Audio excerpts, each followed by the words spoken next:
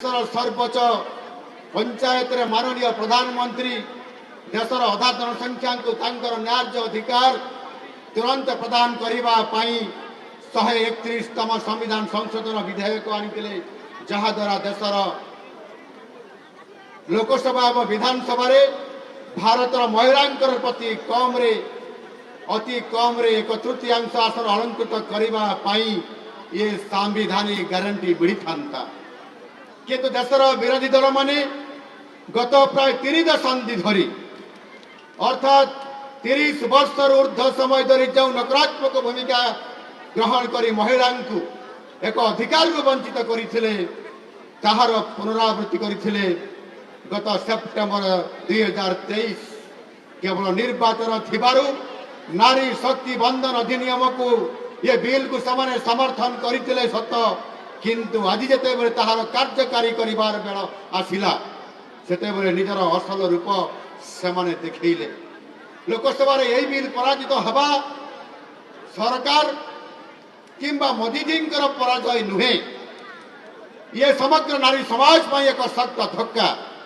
किंतु माननीय मोदीजी देश को संबोधन करने समय स्पष्ट भाव में एक कथा को से कहते सामयिक पराजय से देशर महिला को यथाशीघ्र संभव तंकर सांविधानिक अधिकार प्रदान करने से निश्चित भाव में पदक्षेप नेबे तेणु ये देशर नारी समाज मोदीजी ऊपर संपूर्ण भाव में भरोसा अच्छी यही लक्ष्य निश्चित भाव में आगामी दिन में पूरण होगापाई जाऊँगी आपण मानकर आज लड़ई केवल आपण मानकर नुह ये लड़ई भारत वर्षर प्रत्येक नागरिक भारतीय जनता पार्टी प्रत्येक कर्मी साधारण कर्मी ठार आरंभ करी जैसे प्रधानमंत्री नरेंद्र मोदी पर्यंत समस्ते आपण मानकर स्वप्न को आपण मानकर हक पाई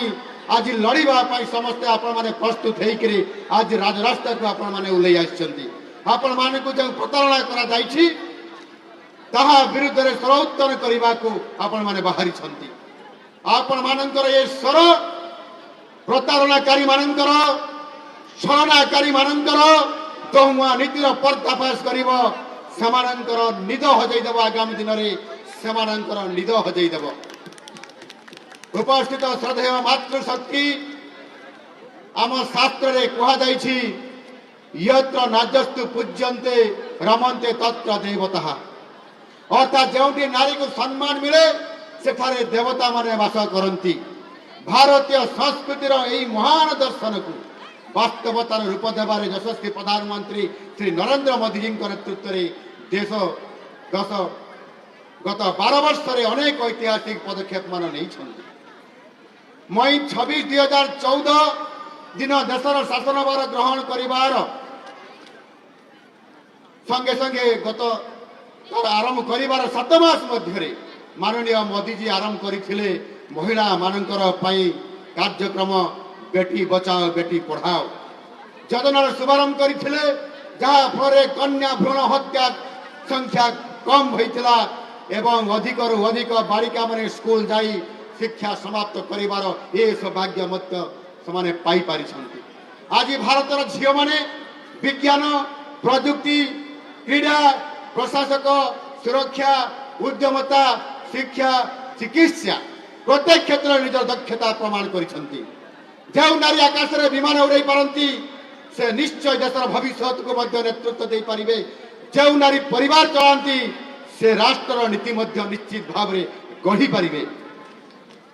महिला को आग को बढ़िबा पाई सबुठारु बड़ अस्त्र होउची शिक्षा और अर्थनैतिक स्तर में आत्मनिर्भरशीलता तेणु महिला को एक अनुकूल वातावरण प्रदान करने सहित आर्थिक सशक्तिकरण पाई अनेक योजना मोदी सरकार द्वारा कार्यकारी करा जायछि उज्ज्वला योजना माँ भणी मान को धुआं मुक्ति देछि स्वच्छ भारत अभियान महिला मर्यादा को अधिक सुरक्षा प्रदान करिछि जल जीवन मिशन घरे घरे आज पानी पहुंचा जायछि मुद्रा योजना रे लक्ष लक्ष महिला को आज उद्यमी करा जायछि 3 तलाक प्रथा को उठाई मोदी सरकार मुस्लिम महिला को मध्य व्यक्तिगत स्वाधीनता और सम्मान प्रदान करिछंती 10-12 वर्ष तले हुए तो कौन सी महिला जीवन में ये स्वच्छंद चली पारे बोली चिंता भी करी नथिले किंतु आज समान जीवन में असाधारण तांकर परिवर्तन आज आसी पारिछ। यूपीआई बैंक अकाउंट और आधार समन्वय आज भारतर प्रत्येक नागरिक आज सशक्त होइछन्ति। महिलांकर पई या स्वतंत्र भाव में अधिक सहायक होइछ। एई